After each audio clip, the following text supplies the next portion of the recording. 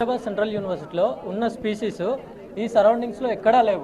And ఈ Hyderabad central university చెట్ల పైన ఇక్కడ చాలా మెడిసినల్ ప్లాంట్స్ ఉన్నాయి, అండ్ మంచి బర్డ్ స్పీసీస్ ఉన్నాయి, యానిమల్ స్పీసీస్ ఉన్నాయి, మ్యామెల్స్ ఉన్నాయి. ఇక్కడ ఉన్న వాటిపైన మేము రీసెర్చ్ చేసేసి వాటిపైన డాక్యుమెంట్ కూడా ఉంది. ఇక్కడ జింకలు లేవు, పులులు లేవు, సింహాలు లేవు.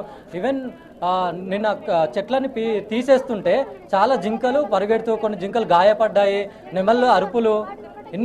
ఇంత బయోడైవర్సిటీ ఉన్న ఈ ల్యాండ్ని ఇట్లా ఆక్షన్ చేయడం వల్ల ఎన్వైరన్మెంట్ ఎంత ఎఫెక్ట్ అవుతుంది? యూనివర్సిటీ ఆల్రెడీ హైదరాబాద్లో గ్లోబల్ వార్మింగ్ ఇవన్నీ పెరుగుతున్నాయి. ఇంకా ఉన్న spaces, lung spaces of Hyderabad is the university of Hyderabad. ఈరోజు దీంట్లో ఉన్న చెట్లు అన్ని తీస్తే ఎన్నో జీవరాశులు అంతరించిపోవడానికి చాలా ప్రాబ్లం అయ్యే ఛాన్సెస్ ఉన్నది. అంటే ఎందుకు అడ్మినిస్ట్రేషన్ సంబంధించి యూనివర్సిటీకి సంబంధించినటువంటి అధికారులు ఏదో నోట్లు మాత్రమే రిలీజ్ చేస్తున్నారు కానీ డైరెక్ట్గా ఎందుకు స్పందించట్లేదు? వాళ్ళు ప్రజెంట్ అయితే ప్రెస్ మీట్ రిలీజ్ చేశారు. ఇందాక మేము అక్కడ ధర్నా చేశాము, అక్కడ కూడా వాళ్ళు వచ్చి ఏం అడ్రస్ చేయలేదు. ఇంకా ఇక్కడ కాదని చెప్పేసి మేము మెయిన్ గేట్ కాడికి వచ్చాం. ఇక్కడ కూడా మాకు న్యాయం జరగకపోతే ఇంకా మేము బయటకు వెళ్ళేసేసి మేము చేయాల్సి వస్తుంది. రెస్పాండ్ కాకపోతే, ఒకవైపు ప్రభుత్వం మీరు చేసినటువంటి సంబంధించి రియాక్ట్ కాకపోయినా, యూనివర్సిటీ అధికారులు కూడా రియాక్ట్ కాకపోయినా మీ తదుపరి కార్యాచరణ ఎలా ఉండబోతుంది? ఇప్పుడు వీళ్ళు ఎవరు రియాక్ట్ కాకపోతే మేము social media stream, Twitter stream ఇవి చేస్తున్నాము.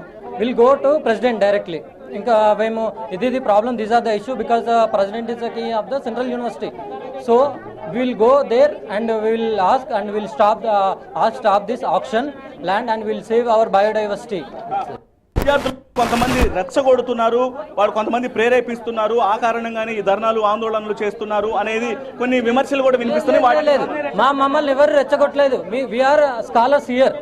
We know the our land biodiversity species. We know the ఇక్కడ రాళ్ళు ఉన్నాయి, మష్రూమ్ రాక్ ఉంది, 2000 ఏళ్ల క్రితం మష్రూమ్ రాక్స్ ఉన్నాయి. వీటి చరిత్రలు తెలుసు మాకు. మేము వీటిపైన రీసెర్చ్ చేస్తాం. ఈ resources is very very important to us. సో మేము ఈ రీసోర్స్ను కాపాడుకోనికి, ఎన్వైరన్మెంట్ను కాపాడుకోనికి మేము ప్రొటెస్ట్ చేస్తున్నాం. అండ్ మా ల్యాండ్స్ మాకు కావాలి. మా ల్యాండ్స్ హెచ్సియు పైన రిజిస్టర్ అయ్యి ఉండాలి. ఇన్ కేస్ ఫ్యూచర్లో కూడా ఇప్పుడు ఇది చేస్తారు, రేపు ఫ్యూచర్లో అక్కడ ఉంటుంది, అక్కడ కూడా చేస్తారు. ఏమైతే హెచ్సియు మొత్తం బయోడైవర్సిటీ లాస్ అవుతుంది. మాకు చెట్లు లేవు, పర్యావరణం డిస్టర్బ్ అవుతుంది. సో మేము ఓన్లీ పర్యావరణం పరిరక్షణ కోసం, ఇక్కడున్న స్పీసీస్ కోసం, ఇక్కడ ఫ్లవర్ పాండ్స్ కోసం మేము ప్రొటెస్ట్ చేస్తున్నాం, అంతే, వేరే ఏది లేదు. సో అది విద్యార్థులందరూ కూడా తెలియజేస్తున్నటువంటి మాట. మేము ఈ భూములకు సంబంధించి పర్యావరణాన్ని రక్షించేందుకు మాత్రమే తమ ప్రయత్నాలు అనేవి కొనసాగుతున్నాయి.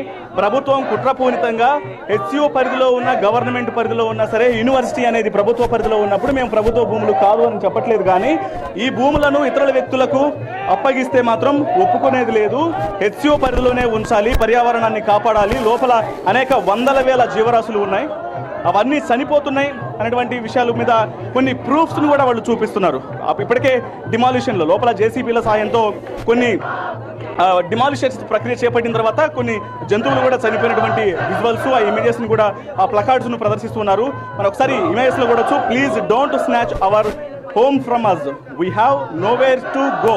మేము ఎక్కడ మాకున్నటువంటి ఈ యొక్క పర్యావరణాన్ని, మేము ఉంటున్నటువంటి పర్యావరణాన్ని హరించేటువంటి ప్రయత్నం చేస్తే మాత్రం ఖచ్చితంగా మాకు ముందడుగు అనేది ఉండదు. మాకు నెక్స్ట్ ఫ్యూచర్ అనేది ప్రశ్నార్థకంగా మారుతుంది. కాబట్టి ప్రభుత్వం ఈ 400 ఎకరాలను ప్రైవేటు వ్యక్తుల పరం చేయడం అనే దాన్ని మానుకోవాలి. హెచ్సియు పరిధిలోనే ఈ భూములను ఉంచాలి. ఒకవేళ ఈ చర్యలు కనుక ఆపకపోతే మాత్రం తాము ఎంతవరకైనా సరే పోరాడేందుకు వెనకాడము అనేది విద్యార్థులు తెలియజేస్తున్నటువంటి మాట. సో మొత్తం మీద ఆందోళనలు మరింత ఉధృతం అవుతున్నాయి. గంట గంటకు పరిస్థితి మరింత ఉద్రిక్తంగా మారుతోంది. విద్యార్థులు ఏమాత్రం వెనక్కి తగ్గమంటూ ఇప్పటికే అడ్మినిస్ట్రేషన్ సంబంధించినటువంటి వ్యక్తులు ఎవరు స్పందించకపోయినప్పటికీ కూడా వాళ్ళు ఎందుకు స్పందించింది, ప్రభుత్వానికి భయపడి స్పందించట్లేదా, లేకపోతే ఎందుకు స్పందించట్లేదు అనేది క్వశ్చన్ మార్క్గా మారింది. ఏదో నోట్లు రిలీజ్ చేసి తూతూ మంత్రంగా చేతులు దులుపుకోవడం అనేది సరైనటువంటి పద్ధతి కాదు. ఇమ్మీడియట్గా వాళ్ళు స్పందించాలి. ఇక్కడ జరుగుతున్నటువంటి ఆందోళనలకు మద్దతు ఇవ్వాలి. ప్రభుత్వం మీద తాము చేస్తున్నటువంటి ఫైట్కు వాళ్ళు సహకరించాలి అంటూ విద్యార్థులందరూ తమ యొక్క ఆందోళనలు ఉధృతం చేస్తూ ఉన్నారు.